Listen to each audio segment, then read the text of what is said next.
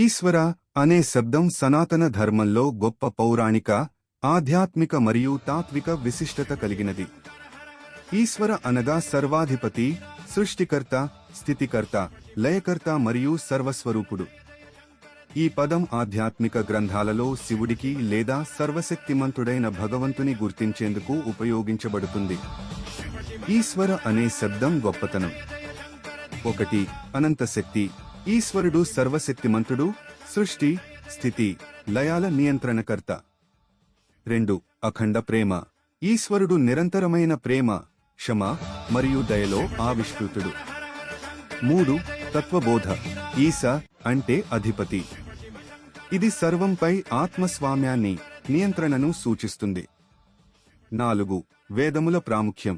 వేదాలలో, ఉపనిషత్తులలో ఈశ్వర అనేది సకల జగత్తు మూలం, శాశ్వత సత్యంగా చెప్పబడింది.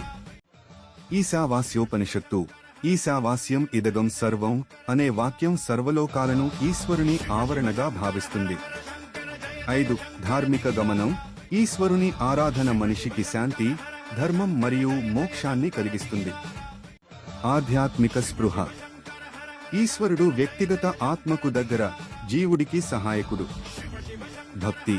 భగవంతుడిని ఈశ్వరుడిగా భావించి ఆరాధన ద్వారా జీవితానికి దిశ కల్పించుకోవచ్చు. జ్ఞాన మార్గం.